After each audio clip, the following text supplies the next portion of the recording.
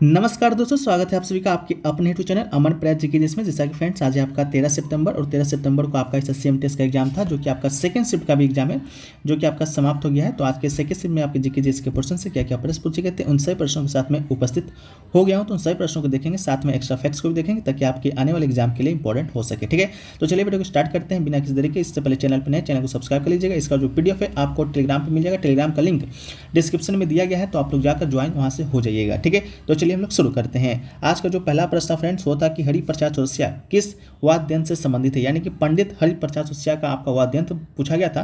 तो इसका right answer दोस्तों आपका बांसुरी हो जाएगा। ठीक है, पंडित हरिप्रसाद चौरसिया भारत के एक प्रसिद्ध क्या है, तो बांसुरी वादक है। इनका जो जन्म है आपका 1 जुलाई 1938 को कहां पर हुआ था, तो इलाहाबाद में हुआ था। इनको 2000 में आपका पद्म विभूषण पुरस्कार से भी सम्मानित किया जा चुका है, तो इसको भी याद रखिएगा।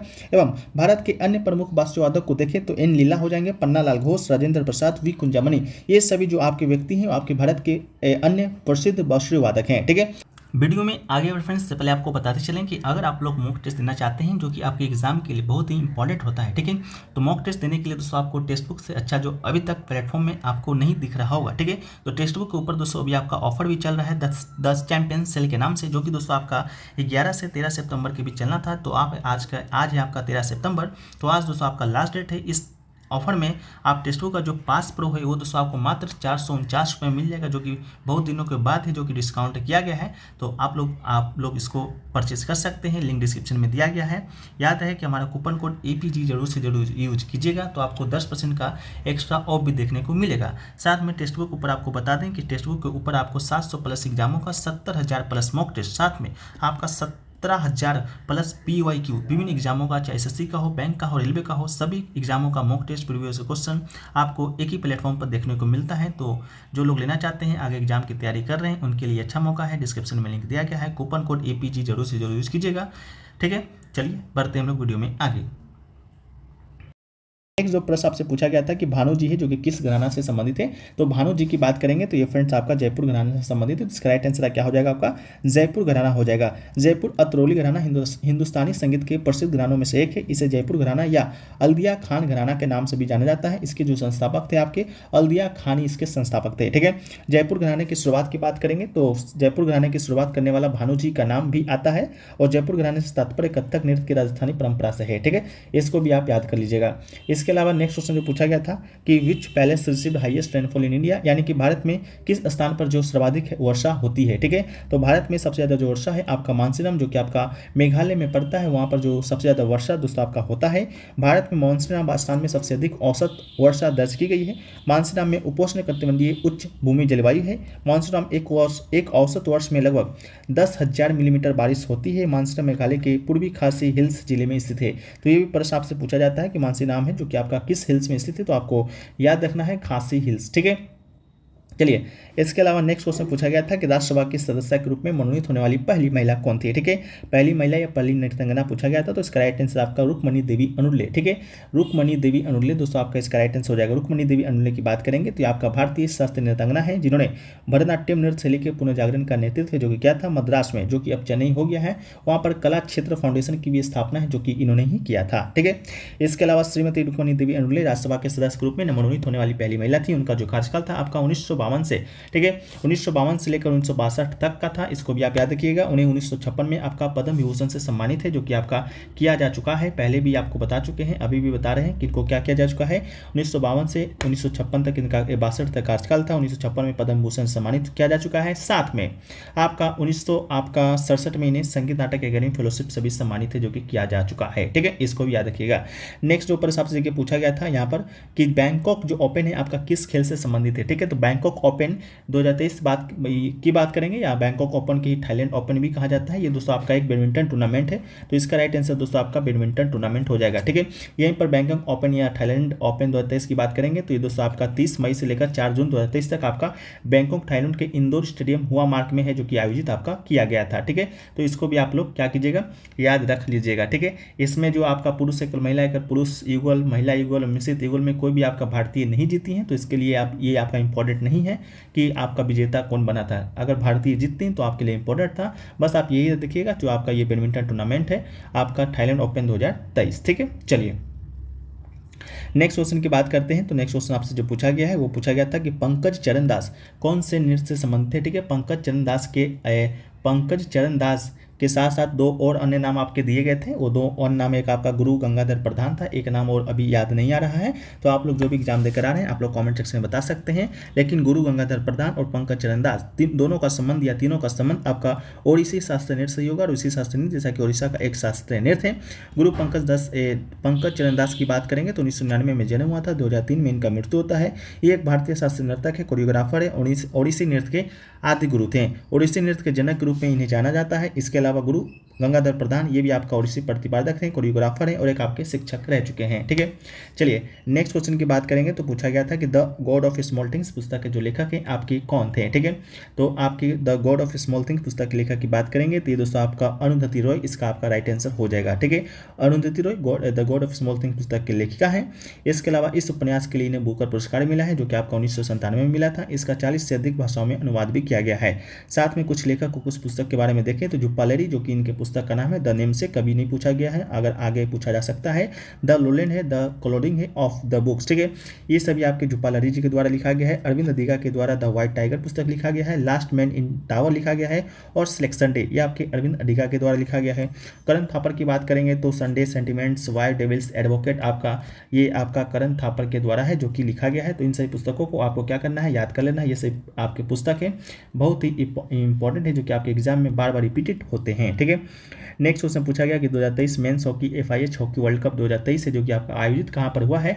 तो 2023 मेंस FIH हॉकी की बात करेंगे फ्रेंड्स तो ये दोस्तों आपका ओडिशा में आयोजित हुआ है जो कि आपका भारत राज्य में पड़ता है। ये आपका 15वां संस्करण था। 13 से 29 जून तक 29 जनवरी तक ये आपका आयोजित हुआ है। कहाँ पर, भुवनेश्वर के कलिंगा स्टेडियम और भारत के राउरकेला किला में 20,000 सीटों वाली बिरसा मुंडा अंतर्राष्ट्रीय हॉकी स्टेडियम में जो कि अभी नया नया ही बना था। आपके एग्जाम में 3 से 4 बार पूछा भी जा चुका है कि बिरसा मुंडा हॉकी स्टेडियम कल ही पूछा गया था कि किस राज्य में है। तो ये दोस्तों आपका ओडिशा में है जहाँ पर 2023 का men's FIH hockey world cup है जो कि आपका आयोजित हुआ है। इसके चैंपियंस की बात करेंगे तो जर्मनी जो कि इसका तीसरा खिताब था। इसके अलावा द्वितीय विजेता यानी कि रनअप की बात करेंगे तो ये दोस्तों आपका बेल्जियम था। ठीक है, नेक्स्ट आपका है कृष्ण जन्माष्टमी हिंदू कैलेंडर के अनुसार किस महीने में मनाया जाता है। तो कृष्ण जन्माष्टमी की बात करेंगे तो हिंदू कैलेंडर के अनुसार ये आपका भाद्रपद महीने में मनाया जाता है। ठीक है, इसके अलावा कृष्ण जन्माष्टमी जिसे कि गोकुला अष्टमी के नाम से भी जाना जाता है, हिंदू कैलेंडर में भाद्रपद महीने के दौरान कृष्ण पक्ष के 8वें दिन मनाया जाता है। और ये एक आपका वार्षिक त्यौहार है जो कि भगवान कृष्ण के जन्म के रूप में जन्म के उपलक्ष्य में मनाते हैं। जन्माष्टमी 2023 जो कि आपका अभी हाल ही में समाप्त हुआ है। 6 और 7 सितंबर को सभी लोग मनाए हुए थे। ठीक है,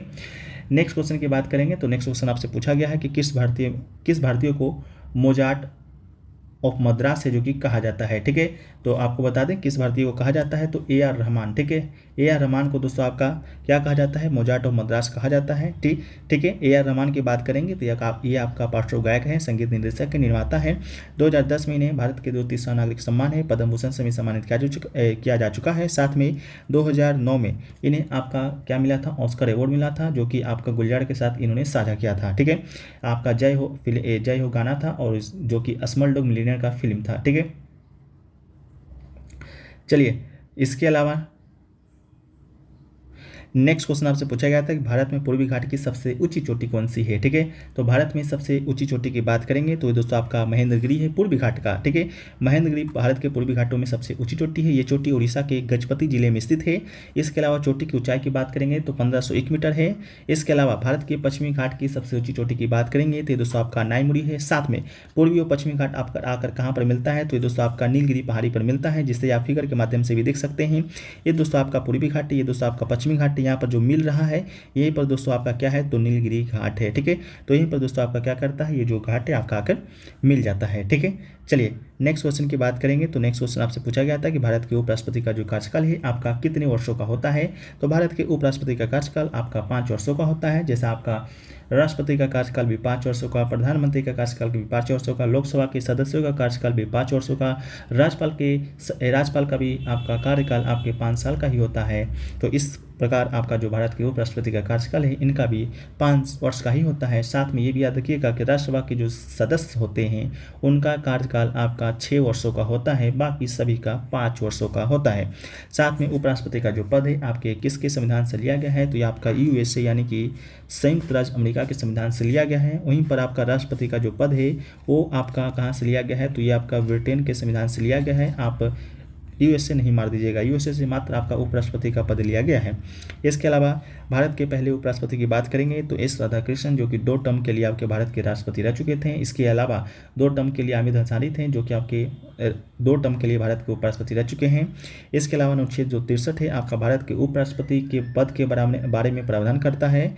इसके अलावा श्री कृष्णकांत एकमात्र ऐसे उपराष्ट्रपति थे जिनका कार्यकाल के दौरान मृत्यु हो गया था। इसके अलावा उपराष्ट्रपति जो कि आगे चलकर राष्ट्रपति बने वो आपके डॉक्टर एस राधाकृष्णन हैं, जाकिर हुसैन हैं जी हैं, वी गिरी है, आर वेंकटरमणी है, एस डी शर्मा है, के आर नारायण है। नेक्स्ट उसने पूछा गया था कि एक पादप कोशिका के विभाजन के दौरान वो कोशिकांग जो 2 भागों में विभाजित होता है डैश कहलाता है। तो इसका राइट आंसर दोस्तों आपका नाभिक हो जाएगा। ठीक है, इसका राइट आंसर क्या हो जाएगा फ्रेंड्स, तो आपका नाभिक हो जाएगा। ठीक है, कोशिका विभाजन एक ऐसी प्रक्रिया है जिसके द्वारा कोशिका वृद्धि और सुधार के लिए या जैव प्रजनन के लिए खुद की प्रतिकृति बनाती है। मिटोसिस वो प्रक्रिया है जिसमें एक यूकेरियोटिक कोशिका नाभिक 2 भागों में विभाजित होता है। उसके बाद मूल कोशिका का 2 संतति कोशिकाओं में विभाजन होता है। विभाजन के बाद संतति नाभिकों के बीच एक नई कोशिका भित्ति का भी निर्माण होता है। नेक्स्ट क्वेश्चन पूछा गया फ्रेंड्स आपका कि ईस्ट इंडिया कंपनी के द्वारा लड़ा गया पहला युद्ध कौन सा था जिसमें वह सफल रही थी। ठीक है, तो इसका जो आपका राइट आंसर हो सकता है, कंफर्म नहीं है, आपका प्लासी का युद्ध। ठीक है, प्लासी का फ्रेंड्स आपका राइट आंसर हो जाएगा, जो कि आपका 1757 ईस्वी में आपका लड़ा गया था। ठीक है, 1757 में 23 जून के दिन ये युद्ध लड़ा गया था। मुर्शिदाबाद के दक्षिण में 22 मील दूर नदिया जिले में भागीरथी नदी के किनारे आपका एक जगह का नाम है प्लासी। ठीक है, वहीं पर लड़ा गया था ब्रिटिश ईस्ट इंडिया कंपनी की सेना के बीच और बंगाल की सेना के बीच। ब्रिटिश ईस्ट इंडिया कंपनी का जो नेतृत्व है सेना का रॉबर्ट क्लाइव कर रहा था। बंगाल का सेना का जो आपका सेनापति था नवाब था वो दोस्तों आपका सिराजुद्दौला था। इसमें सिराजुद्दौला है जो कि आपका हार गया था। तो पहला युद्ध आपका यही कर सकते हैं जो कि 1757 में लड़ा गया था। लेकिन जिन्होंने क्वेश्चन बताया है वो बता रहे थे कि इसका जो आपका राइट आंसर है आंग्ल मराठा युद्ध हो सकता है। तो आंग्ल मराठा युद्ध की बात करेंगे तो ये दोस्तों आपका 1775 में लड़ा गया था। इससे पहले तो आपका प्लासी का युद्ध ही लड़ा गया था। ठीक है, तो आप लोग इसको क्लियरफाई कर दीजिएगा कि इसका राइट आंसर क्या हो सकता है। नेक्स्ट आपका है कि राग दरबारी पुस्तक के लेखक कौन थे। तो राग दरबारी पुस्तक की बात करेंगे तो राग दरबारी पुस्तक के लेखक की वो दोस्तों आपकी श्रीलाल शुक्ला जी हैं। ठीक है, तो इसका राइट आंसर दोस्तों आपका क्या हो जाएगा, श्रीलाल शुक्ला इसका आपका राइट आंसर हो जाएगा। ठीक है, राग दरबारी विख्यात हिंदी साहित्यकार श्रीलाल शुक्ला की प्रसिद्ध व्यंग्य रचना है जिसके लिए उन्हें 1969 में साहित्य अकादमी पुरस्कार से भी सम्मानित किया जा चुका था। ठीक है, तो इसका राइट आंसर आपका ये हो जाएगा। इसके अलावा नेक्स्ट क्वेश्चन आपसे पूछा गया था कैपिटल इन्वेस्टमेंट यानी कि पूंजी निवेश का मतलब क्या होता है। तो कैपिटल इन्वेस्ट का जो अर्थ होता है अपनी पूंजी निवेश करना। जब आप किसी व्यापार में पैसा लगाते हैं तो खुद की कैपिटल इन्वेस्ट करके कोई बिजनेस शुरू करते हैं तो उसे ही हम लोग क्या कहते हैं, कैपिटल इन्वेस्ट है जो कि आपका कहते हैं। ठीक है, उसके अलावा एक क्वेश्चन शायद और देखने को मिल रहा है वो दोस्तों आपका इकोनॉमिक्स से ही ओवरड्राफ्ट। ठीक है, ओवरड्राफ्ट है जो कि आपका क्या होता है। ठीक है, ये भी क्वेश्चन पूछा गया था। तो ओवरड्राफ्ट की बात करेंगे तो ये दोस्तों आपका एक फाइनेंशियल सुविधा है जिसके द्वारा आप बैंक अकाउंट से तभी पैसा निकाल सकते हैं जब उसमें पैसा ना हो। ठीक है, तो इसका मतलब क्या होता है, इसे ओवरड्राफ्ट कहा जाता है। प्रत्येक ग्राहक के लिए एक ओवरड्राफ्ट सीमा तय की जाती है जो कि उसके बैंक के साथ संबंधों पर निर्भर करता है। ठीक है, तो आपके बैंक में पैसा नहीं है फिर भी आप निकालते हैं तो उसे हम लोग क्या कहते हैं, ओवरड्राफ्ट कहते हैं। ठीक है, तो ये आपसे पूछा गया था इकोनॉमिक्स से। ठीक है, इसके अलावा नेक्स्ट क्वेश्चन पूछा गया कि 2011 की जनगणना के अनुसार केरल की साक्षरता दर आपका कितना है। ठीक है, केरल की साक्षरता दर पूछा गया था जिसमें से एक ऑप्शन आपका 93.4% था, ऐसा स्टूडेंट का कहना है। लेकिन केरल का जो एक्यूरेट साक्षरता दर है आपका 2011 के जनगणना के अनुसार वो फ्रेंड्स आपका 93.91% है। वहीं पर भारत की बात करेंगे तो भारत की साक्षरता दर आपका 74.04% है। वहीं पर भारत में पुरुषों की साक्षरता दर की बात करेंगे तो दोस्तों आपका 82.14% आपका पुरुषों का साक्षरता दर है। वहीं पर महिलाओं की साक्षरता दर की बात करेंगे तो दोस्तों आपका 65.46% आपकी महिलाओं का साक्षरता दर है। ठीक है, इसके अलावा केरल का तो बता दिए कि आपका 93.91% है, वह आपका भारत में सबसे पहला स्थान आपका रखता है 2011 की जनगणना के अनुसार साक्षरता में। ठीक है, इसके अलावा केरल के बाद आपका लक्षद्वीप का साक्षरता दर में आता है, लक्षद्वीप का जो कि दोस्तों आपका 92.8% के साथ साक्षरता दर आपका रखता है केरल। ठीक है, इसके अलावा ठीक है इसके अलावा लक्षद्वीप के बाद आपका मिजोरम का आता है। वहाँ का साक्षरता दर की बात करेंगे तो दोस्तों आपका 91.58% है, जो कि दोस्तों आपका साक्षरता दर है, जो कि आपका रखता है 30वें स्थान पर। ठीक है, इसके अलावा बात करेंगे तो सबसे निचला स्थान पे आपका बिहार का आता है। वहाँ का साक्षरता दर की बात करेंगे तो 61.80% वहाँ का साक्षरता है। उसके पहले आपका अरुणाचल प्रदेश का है, उसके पहले आपका राजस्थान का है। ठीक है, इसके अलावा नेक्स्ट क्वेश्चन जो पूछा गया फ्रेंड्स, नेक्स्ट जो 3 प्रश्न और मिले हैं फ्रेंड्स, वो पूछा गया था कि शंकराचार्य की 12 फीट की जो मूर्ति है वो अब आपका कहाँ पर स्थापित किया गया है। तो आपको बता दें कि शंकराचार्य की जो 12 फीट की मूर्ति है, जो कि 35 टन का है, वो दोस्तों आपका उत्तराखंड के केदारनाथ में स्थापित किया गया है, जिसका जो इनोग्रेट है यानी उद्घाटन है आपका पीएम नरेंद्र मोदी के द्वारा किया गया था। तो आपका उत्तराखंड केदारनाथ राइट आंसर हो जाएगा।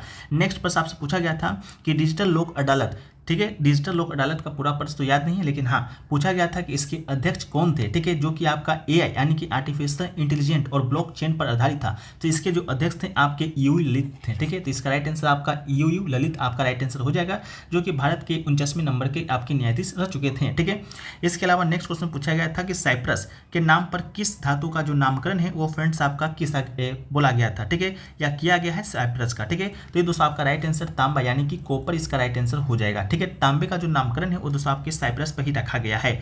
इसके अलावा आपसे जो नेक्स्ट क्वेश्चन दोस्तों पूछा गया वो पूछा गया आपका फंडामेंटल ड्यूटी के बारे में कि इनमें से कौन सा आपका फंडामेंटल ड्यूटी नहीं है। ठीक है, तो ऑप्शन में आपको दिया गया था कि देश में डेमोक्रेसी को बढ़ने के लिए पॉलिटिकल पार्टियों को जुड़ना चाहिए। ठीक है, तो ये दोस्तों आपका फंडामेंटल ड्यूटी नहीं है। इसके अलावा जो भी ऑप्शन 3 दिए गए थे, जैसा कि देश की समूलता एकता की रक्षा करना, और भी 3 नाम दिए गए थे जो कि आपके 11 मौलिक कर्तव्य में ही सही थे, वो दोस्तों आपका बिल्कुल राइट आंसर नहीं था। राइट आंसर आपका डेमोक्रेसी से रिलेटेड था, जो कि पॉलिटिकल पार्टियों को जोड़ने के लिए कहता है। ठीक है, तो दोस्तों आपका राइट आंसर हो जाएगा। ठीक है, इसके अलावा और भी 1-2 प्रश्न जो छूट गए होंगे उसको हम लोग पीडीएफ में शामिल कर देंगे। पीडीएफ आपको टेलीग्राम चैनल में मिल जाएगा फ्रेंड्स। टेलीग्राम चैनल का जो लिंक है आपको डिस्क्रिप्शन में मिल जाएगा, लिंक डिस्क्रिप्शन में दिया गया है, तो आप लोग जाकर जरूर वहाँ से ज्वाइन हो जाइएगा फ्रेंड्स। ठीक है।